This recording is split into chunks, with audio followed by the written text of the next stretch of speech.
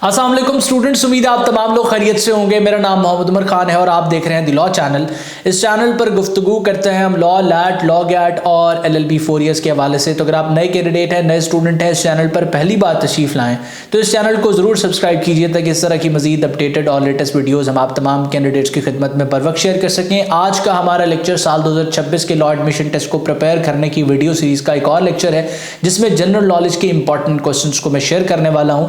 इस लेक्चर में मज़ीद आगे बढ़ते हुए आप तमाम स्टूडेंट्स को बता दूं कि अगर आप फ्री प्रिपरेटरी मटेरियल हासिल करना चाहते हैं PDF की फॉर्म में तो आपने सिंपली इस WhatsApp नंबर पर एक मैसेज कर देना है, आपको फ्री PDF प्रोवाइड कर दिया जाएगा। और इसके साथ साथ आपने हमारी स्टूडेंट कम्युनिटी को भी ज्वाइन कर लेना है, वहां पर भी ये PDF हम आपके साथ शेयर कर रहे होते हैं। कम्युनिटी को ज्वाइन करने का लिंक आपको डिस्क्रिप्शन में मिल जाएगा।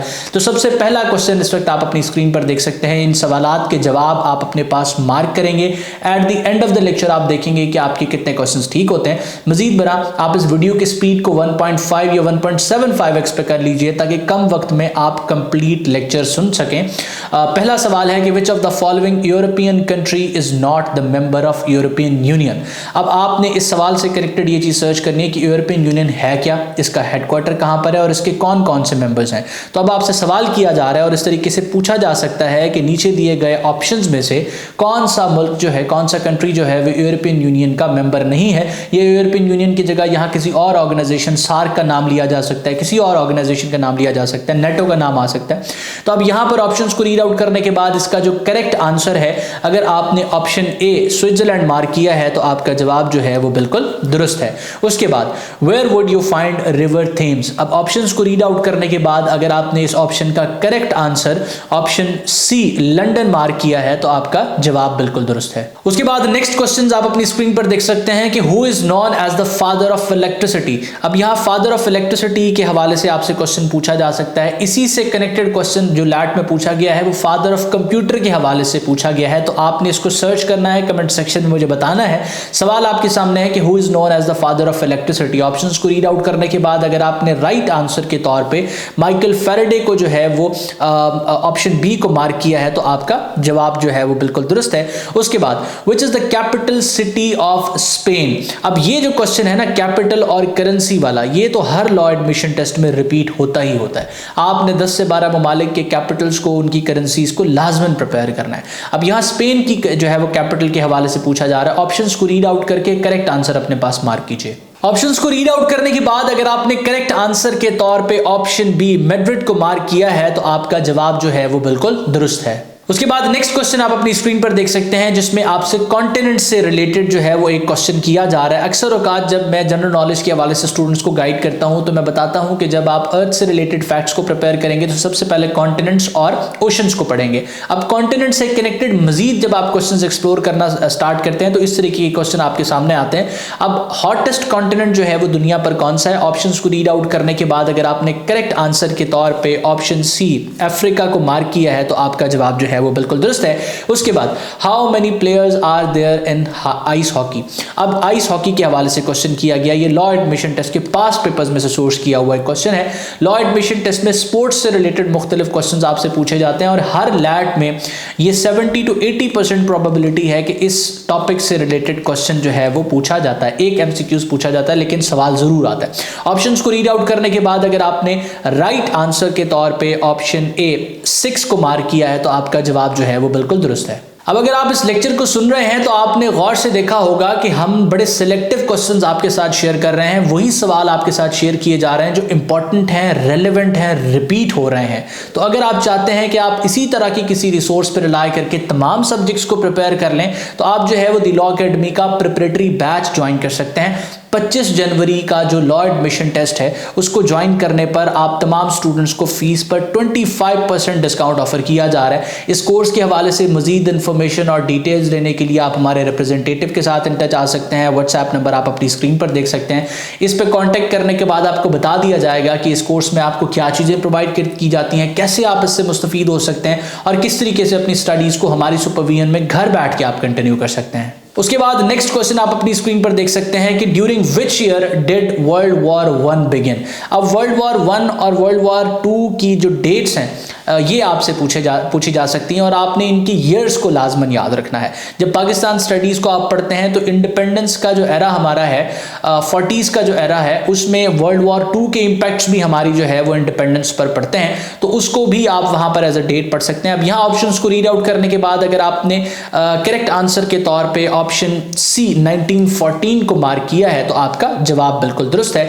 उसके बाद अगेन एक इंपॉर्टेंट हिस्टोरिकल इवेंट के हवाले से बात की जा रही है, 9/11 attacks on the USA happened in which year. अब आपसे यहाँ पर साल पूछा जा रहा है।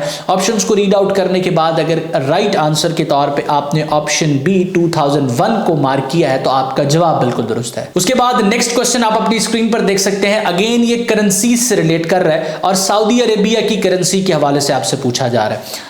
ऑप्शंस को रीड आउट करने के बाद अगर आपने राइट आंसर के तौर पे रियाल को मार्क किया है तो आपका जवाब बिल्कुल दुरुस्त है।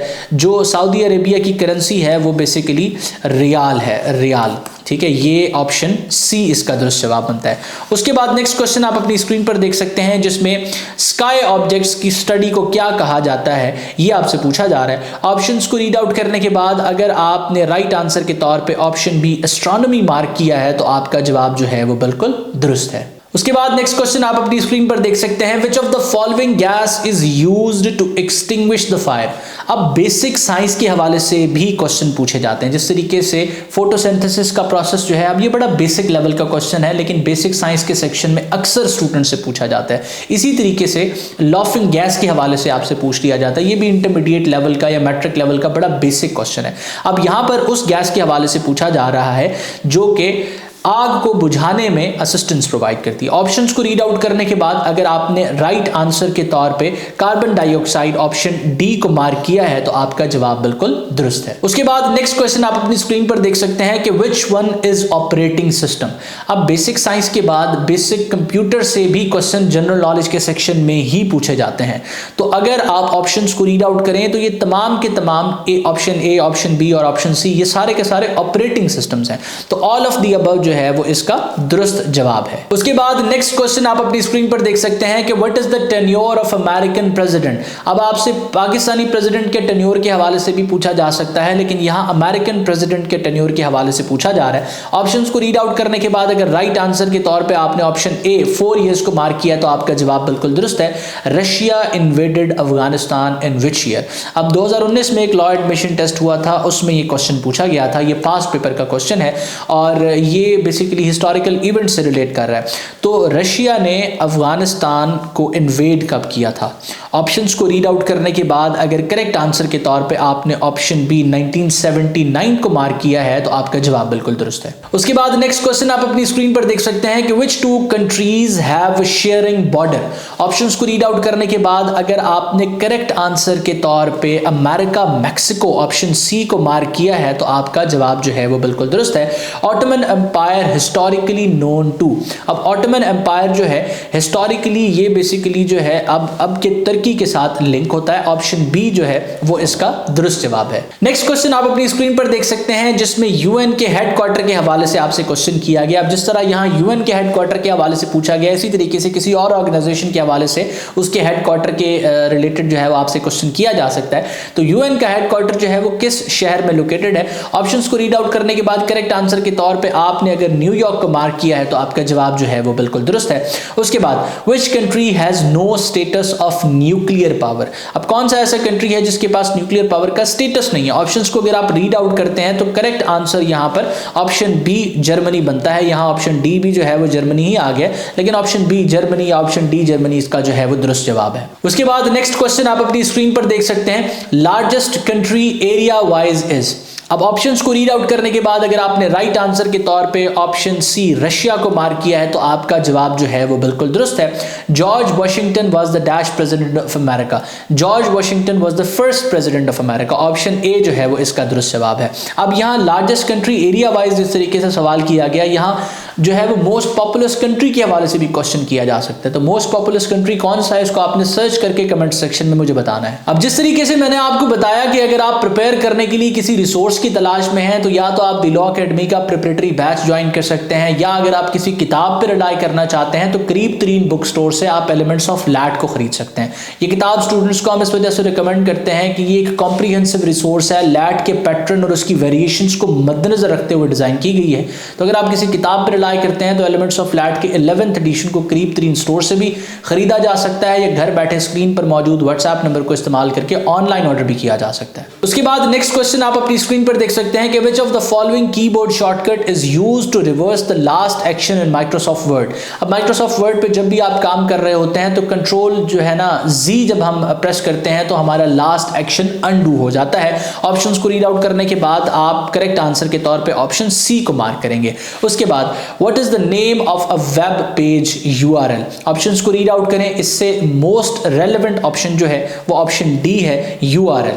उसके बाद नेक्स्ट क्वेश्चन आप अपनी स्क्रीन पर देख सकते हैं कि lira is the currency of. अब अगेन मैंने करेंसी का क्वेश्चन इस स्लाइड के अंदर क्यों इंक्लूड किया है कि करेंसीज को आपने लाजमन प्रिपेयर करना है। आपके पास कम से कम 10 से 15 कंट्रीज की लिस्ट होनी चाहिए जिसकी करेंसीज और कैपिटल्स आपने लाजमी प्रिपेयर करने हैं। तो लीरा जो है वो तुर्की की करेंसी है, ऑप्शन सी जो है वो इसका दुरुस्त जवाब है। नेक्स्ट क्वेश्चन आप अपनी स्क्रीन पर देख सकते हैं जिसमें आपसे जलावाला बाग जो है ये किस सिटी के अंदर लोकेटेड है इसके हवाले से पूछा जा रहा है। अब जलावाला बाग जो है ये बेसिकली एक इंसिडेंट से रिलेट करता है। वो इंसिडेंट्स क्या है आपने सर्च करना है और कमेंट सेक्शन में मुझे बताना है। तो इसकी लोकेशन पूछी जा रही है कि किस सिटी के अंदर लोकेटेड है। ऑप्शन ए अमृतसर इसका जो है वो दुरुस्त जवाब है। उसके बाद नेक्स्ट क्वेश्चन आप अपनी स्क्रीन पर देख सकते हैं, ये भी बेसिक साइंस से रिलेट कर रहा है। Dengue fever is also known as. Options को रीड आउट करने के बाद अगर आपने करेक्ट आंसर के तौर पे option B break bone fever को मार्क किया तो आपका जवाब बिल्कुल दुरुस्त है। Jabir bin Hayyan is famous for his work in. Options को रीड आउट करने के बाद अगर आपने राइट आंसर के तौर पे केमिस्ट्री ऑप्शन सी को मार्क किया तो आपका जवाब बिल्कुल दुरुस्त है। कुछ क्वेश्चंस ऐसे हैं जो मैं अक्सर लेक्चर्स में रिपीट करता हूं, उसकी रीजन ये होती है कि वो क्वेश्चंस इंपॉर्टेंट होते हैं। अगर आप इन लेक्चर्स पे रिलाई करके हर एमसीक्यूज को जिस तरीके से पढ़ना चाहिए यानी कि उससे कनेक्टेड क्वेश्चंस को भी प्रिपेयर कर लेते हैं तो लैट में कोई क्वेश्चन आप अनसीन नहीं देखेंगे। उसके बाद नेक्स्ट क्वेश्चन आप अपनी स्क्रीन पर देख सकते हैं, second largest hot desert of the world. Options को रीड आउट करने के बाद करेक्ट आंसर के तौर पे आपने ऑप्शन ए अरेबियन को मार्क किया है तो आपका जवाब बिल्कुल दुरुस्त है। Black gold is the name of. अब ब्लैक गोल्ड जो है वो किसको कहा जाता है।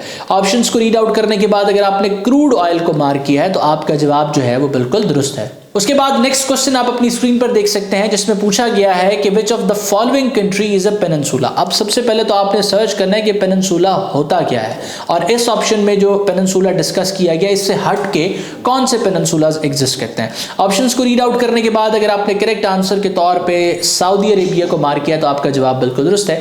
अरेबियन पेनिनसुला के हवाले से मुख्तलिफ टेक्स्ट में आपने पढ़ा होगा तो सऊदी अरेबिया जो है ना वो एक पेनिनसुला कंट्री है। उसके बाद identify the largest C. Options को रीड आउट करने के बाद अगर आपने साउथ चाइना सी को मार्क किया है तो आपका जवाब जो है वो बिल्कुल दुरुस्त है। तो ये वो क्वेश्चंस हैं जो लॉ एडमिशन टेस्ट के हवाले से जनरल नॉलेज के सेक्शन में आपने प्रिपेयर करने हैं। हम इस सीरीज को कंटिन्यू रखेंगे और आपके साथ वक्तन फवक्तन इस तरह के मजीद लेक्चर्स शेयर करते रहेंगे। आपके जहन में कोई भी सवाल है आप हमसे डिस्कस कर सकते हैं। आपके पास इससे कनेक्टेड मजीद इंपॉर्टेंट क्वेश्चंस हैं जो स्टूडेंट को फैसिलिटेट कर सकते हैं, वो आपने कमेंट सेक्शन में हमारे साथ जरूर शेयर करने हैं। अगर आप लॉ एडमिशन टेस्ट को प्रिपेयर कर रहे हैं तो लाजमन आपने हमारी स्टूडेंट कम्युनिटी को ज्वाइन करना है ताकि आप खुद जैसे स्टूडेंट्स के साथ इन टच रह सकें। उस कम्युनिटी में आपके साथ अपडेट्स वगैरह शेयर की जाती हैं और प्रिपरेटरी मटेरियल भी आपको प्रोवाइड किया जाता है। मैं उम्मीद करता हूं ये लेक्चर आपके लिए हेल्पफुल रहा। अपना बहुत सारा ख्याल रखिएगा, दुआओं में मुझे और मेरी टीम को जरूर याद रखिएगा। अल्लाह हाफिज़।